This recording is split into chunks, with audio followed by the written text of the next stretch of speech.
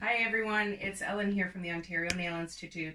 Welcome to this little video. I thought, based with COVID, that we would do a little review on infection control. And so I'm just going to break it down into a few areas of things that are good review and things that maybe you didn't know to help you prepare going back to work. So basically, the first thing that I wanted to start with is basically how we can transmit basically viruses and bacteria. So I'm just going to do a little work on the board at the same time. So obviously with our infection control review, basically what is or how do we transmit to each other, okay?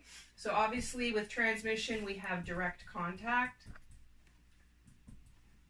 okay? And direct contact obviously means where you have physical contact with an infected person. Okay, example, you have a bloody cut, and then basically you touch a contaminated tool to that bloody cut, of course, and that transmits to the open wound. Okay, so direct contact can also be shaking hands, kissing, that kind of thing when you're dealing with body fluids. So that's your direct contact. Your indirect contact is your number 2. So basically with indirect contact, it is basically touching a surface, or you're touching something that someone else who is contaminated has touched. And basically that's how it is transmitted. So basically object tools. So surfaces, tools, nail files, all that type of thing. So you use the same implement or tool without cleaning it in between. You're going to then transmit this virus or bacteria from one person to another. So that is your indirect contact. Okay, so our third transmission method is airborne transmission and then respiratory droplets. So they're very similar but a little bit different. With the airborne transmission, what happens is the respiratory droplet basically has evaporated, but it is still blown about in the air as a particle. And so these particles can then be taken in through respiratory for us. So these ones, there's not as many diseases that can be transmitted this way, but this can still happen with, as I said, with airborne transmission. So the particles can remain in the air for long periods of time and basically transmit. Examples of these are tuberculosis, chickenpox, measles, and because we don't have enough information on COVID right now, possibly could be COVID as well.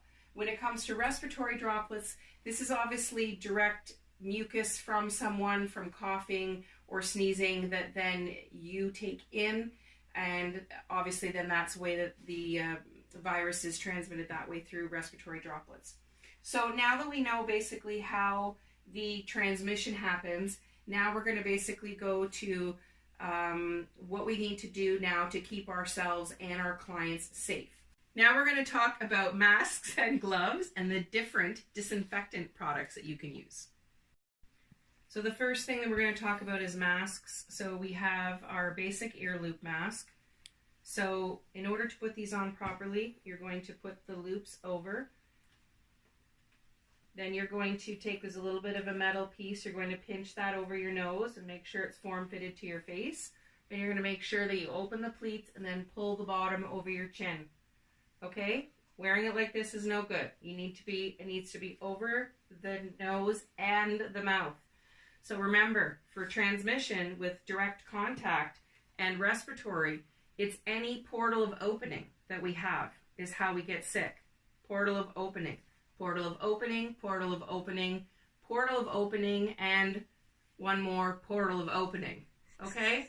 So clearly I don't think we need to worry about that at the salon level. However, when it comes to your face, you need to protect eyes, nose, and mouth for sure. So this is the ear loop mask. I strongly suggest that basically every client that comes in should be wearing a mask to protect themselves and to protect you. So this is a basic ear loop one. Now we're going to go basically to the N95 mask. That is all they talk about. So what a little bit difference is, these have a HEPA filter on the front. HEPA is a high efficiency particle. So these are going to do a better filter job for you. So these ones, you're going to put the bottom of the mask on over first, then you're going to Make sure that that's under your chin.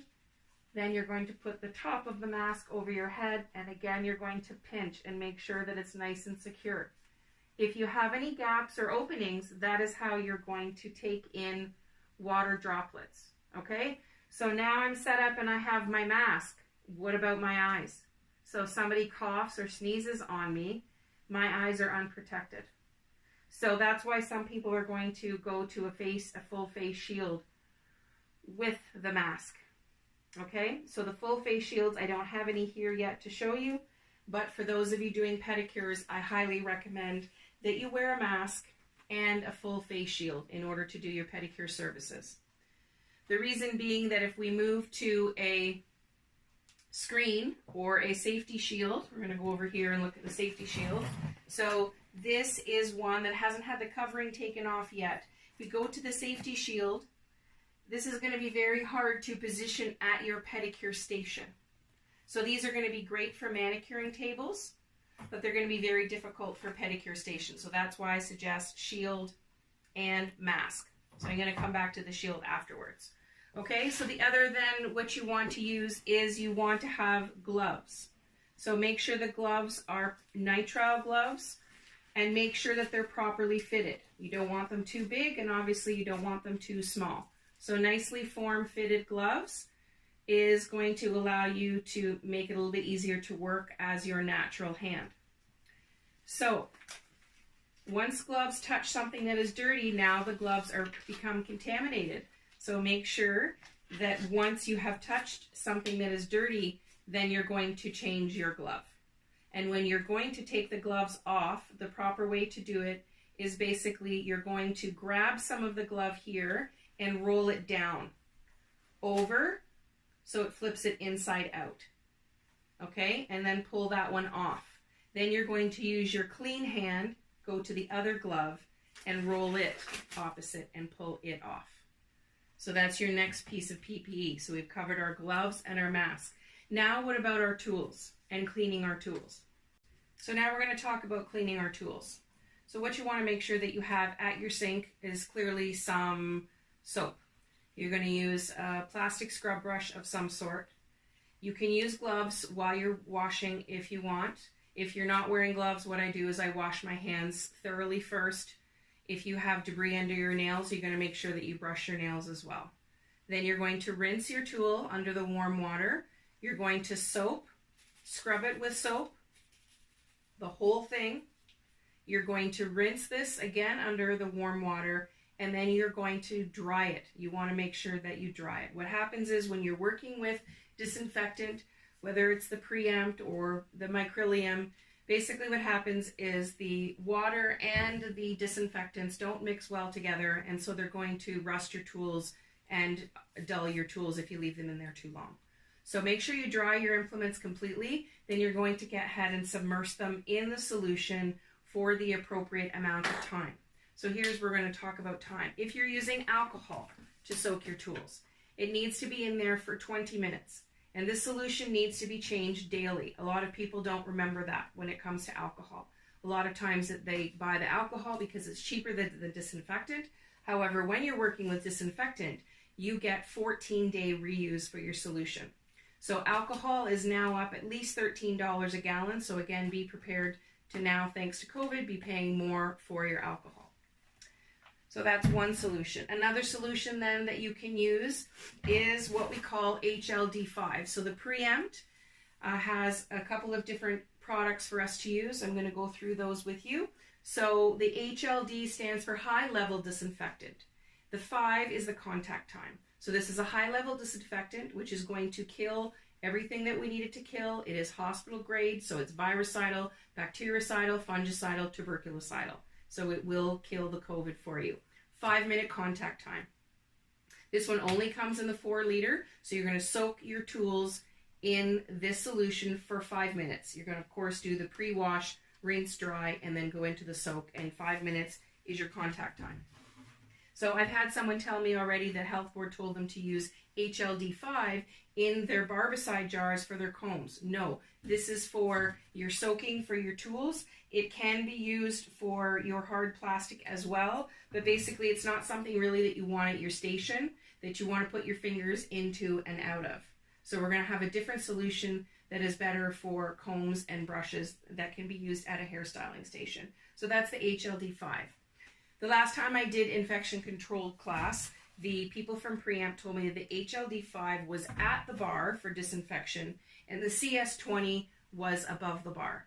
So CS stands for chemosterilant, 20 stands for the contact time for your soaking in it. So chemosterilant means that after 20 minutes, your tools are actually considered sterile. This is actually not needed at the salon level. We only need to high level disinfect. However, this solution is above the bar. This is the majority of what people use for soaking their tools and hard plastics in the salon, but you do have those options. So when you're going to be cleaning your tools, you can't just take a dirty tool and go right into the disinfectant. You need to wash it first. Okay, so with trying to disinfect your tools without washing first is like using mouthwash without brushing your teeth. We have to brush to get rid of the organic matter on the tools. We have to brush our teeth to get rid of organic matter in the mouth before you can disinfect with, say, mouthwash. Okay, so currently a lot of you are using alcohol. 70% or 99% alcohol. I find with regional health board inspection, there is a lot of misinformation out there. Health board inspectors, I find, are giving different information to different people because people come back to me and say, well, my health board inspector said this and mine said that. So if you're using alcohol, I know the health board is allowing alcohol. With alcohol, you have to make sure that if you're using it to clean your surfaces, they have to remain wet for 10 minutes in order to properly disinfect. So that can be difficult when it comes to keeping a desk or your plexiglass barrier wet for 10 minutes. So you're much better to use something else other than alcohol for surfaces, which I'll come back to. The next option or the next product that we're going to talk about is basically the ready to use. So this is the just an older package because Preempt has been sold out for over a month. So I have no RTU. I have no more wipes. This is an empty container just to show you. But the ready to use is for your surfaces. Okay, so anything surfaces, so your chairs, your beds, your desks, anything like that, you're going to spray down with this. So this is, again, tuberculocidal, virucidal, fungicidal, tuberculocidal. This is a 3-minute contact time. And basically the benefit of this product is that it is a sanitizer and a disinfectant. We've got the ready to use in the spray. We have it in the 4 liter when it comes. And then of course we have it in the white format. So this can be handily to pull out to be used on your doorknobs and whatnot. So this is probably what I would use to clean my screen with. So we're going to come back to the screen in a moment. But this is probably would be my choice to clean your plexiglass nail tech shield. So that is the Preempt. So the other product that we want to talk about that I don't have, of course you can access, I'm sure, the Preempt online. There is a nice little handy brochure that I give my students when they do the course. And so the last one that we didn't talk about is the concentrate. So the concentrate comes in a 4 liter. The concentrate is the only product that you have to dilute. That's why it's called a concentrate. So this one is for hard plastic and stainless steel tools. It's basically for your combs, your brushes, and the roller. So this is the solution that you're going to use for the hairstylist at the station to put in the barbicide container for them to soak their hair brushes and combs and whatnot. You can just use a cold water is fine. Okay, so this is a 5-minute soak time inside the concentrate. The concentrate is also the one that you're going to use for circulating foot baths. So for those of you that have pedicure thrones, there's basically 2 sort of kinds out there. Most people don't have the pipe pedicure thrones anymore, which means the water exits, goes through a pipe and then blows back in again through a jet. Most people now have just a circulating where they have a fan that's at the front of the tub, which basically just circulates the water and gives the motion of the bubbling for the client.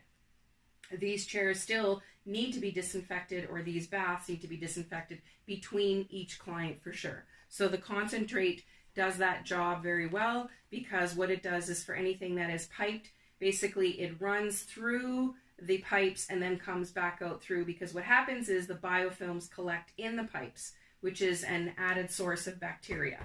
So that's what the concentrate is for. If you don't have the pedicure thrones with the pipes, you just have the ones with the jets, all you need to use is the ready to use on that. So basically you need to take the fan part apart that's on the pedicure tub that's moving the water around. You need to take it apart. You need to wash it with soap and water. Then you need to spray the tub down and spray the fan down and let that sit on there for 3 minutes. I know most places are using the little baggies that go in there now, but there can be overspill, so you still need to do your part to clean. So those are the Preempt products. There's also another line of products that I've just sort of started carrying, which is the Micrylium. And this particular product is a little bit easier on your implements and whatnot. So because I was waiting for the ready to use, I got in the Preempt's clinical surface disinfectant. So this one again is still hospital grade, and this is the surface. So this would be equivalent to your RTU. So they have equivalent products for the soaking and the surface as well. So those are your personal products for your safety. Okay, and our last section then is efficiency. So we've talked about creating a safe environment. Now what we have to do is we have to create competency among the staff. Most importantly, having a plan. So I'm going to elaborate. So now that you've taken all these precautions, we've talked about disinfectants, gloves, and all this PPE, in order to provide a clean and safe environment now for everyone, basically what you have to do is you have to have a plan for how to reopen and basically how to execute it. It means more than just going and getting all this stuff. You basically have to know how to put it together. You also are going to have a plan. So basically you're going to have a plan. How am I going to train my staff? Maybe you work, maybe the salon owner, maybe you're just an employee there, and you could bring this to the salon owner's attention. So you want to make sure to show the clients and demonstrate them that you're ready to greet them and ready to provide a safe environment. So a lot of places that we currently are shopping at, we've received emails from online stores and what they're doing to prevent COVID, you know, Amazon and online grocery shopping. You go to any store that you're still able to go into, there's signs on the door, there's protocols, please stand in line, please stay 6 feet back. They've got someone there allowing a certain amount of people in the store, etc., and so on. So this is the sort of thing that you need to do for your clients. So whether it be that you want to just post it on the door, whether it be you want to do post on your Facebook, whether you want to send an email to your clients, but basically you want to let them know what your plan is.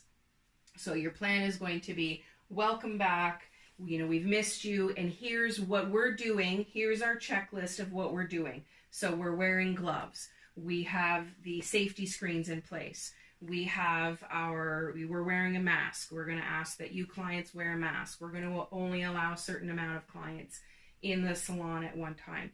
The other thing that you want to do with your customers and your staff is to make sure that if anyone is feeling unwell, please do not come in and get your service done, and please do not come to work. That's obviously going to be a big move going forward.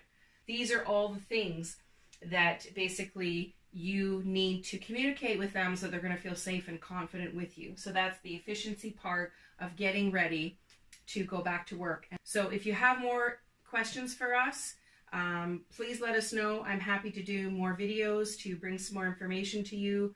Please know that we do have limited PPE in stock, but we are getting cases of gloves are coming. My cases of Preempt are coming. I've gotten a little bit of alcohol here. We do have some hand sanitizing gel available, and I do have some masks coming. So take care, everyone. Be safe, and hopefully we all get back to work real soon.